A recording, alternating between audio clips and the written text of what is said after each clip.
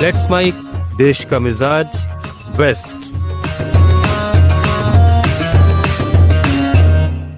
देश का मिजाज, आइए जानते हैं भारत के पश्चिमी राज्यों की आज की खास खबरें।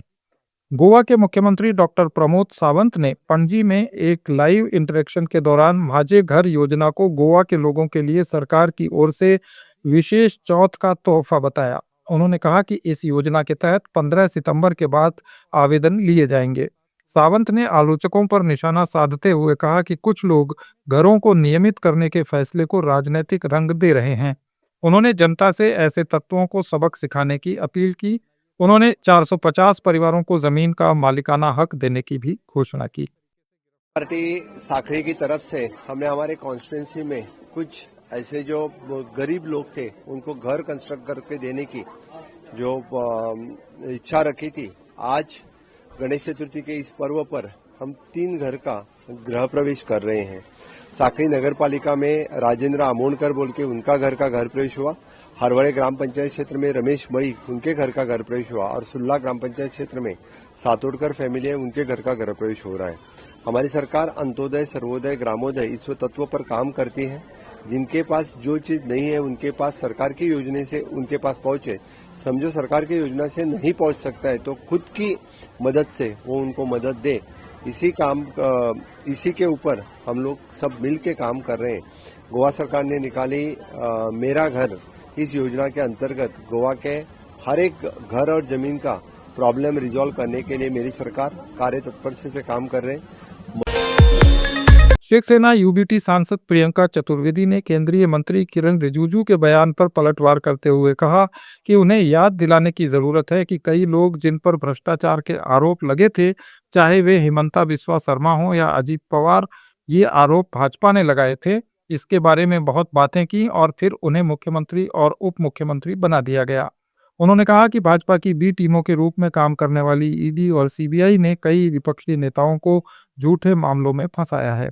पार्लियामेंट्री अफेयर्स मिनिस्टर को याद दिलाना ज़रूरी है कि बहुत सारे लोग जिन पे भ्रष्टाचार का आरोप लगा था, चाहे वो हिमंता बिस्वा शर्मा हो या चाहे वो डेप्यूटी चीफ मिनिस्टर उनके महाराष्ट्र में अजीत पवार हो, उनको डेप्यूटी चीफ मिनिस्टर और उनको चीफ मिनिस्टर बनाने के भ्रष्टाचार का आरोप बीजेपी का लगाया हुआ, चक्की पीसिंग की बात करी हुई, उन लोगों को आपने डेप्यूटी चीफ मिनिस्टर बनाया।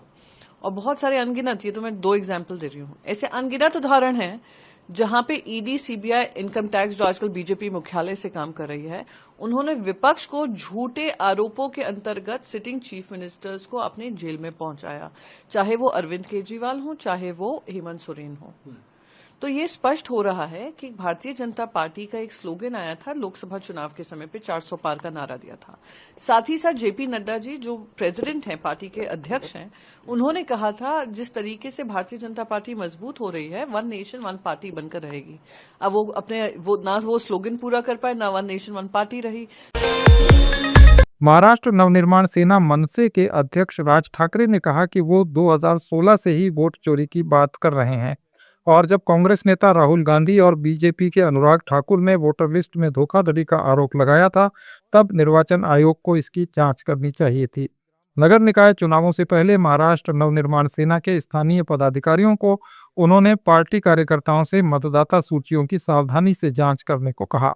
राज ठाकरे ने कहा कि निर्वाचन आयोग ऐसा नहीं करेगा क्योंकि उसे डर है कि पिछले 10 वर्षों की वोट चोरी उजागर हो सकती है। उन्होंने कहा कि वे इतने साल तक वोट चुराकर सरकार बनाने में कामयाब रहे हैं।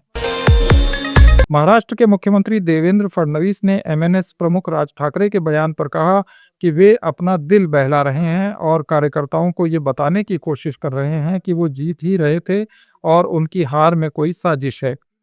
इसकी वजह है कि उनके कार्यकर्ता न बिखरें। फडणवीस ने कहा कि जब तक ये नहीं जीतेंगे तब तक झूठ बोलते रहेंगे और लोगों का अपमान करेंगे। अपनी हार का आत्मचिंतन ये नहीं करेंगे तब तक ये नहीं जीतेंगे। लोगों ने मोदी जी को चुनकर दिया है, लोगों ने हमको चुनकर दिया है। जब तक लोगों का अपमान करते रहेंगे और जब तक झूठ बोलते रहेंगे तब तक ये कभी जीत के नहीं आ सकते। ये थे भारत के पश्चिमी राज्यों के आज के प्रमुख समाचार। अपडेट्स के लिए जुड़े रहिए लेट्स माइक के साथ।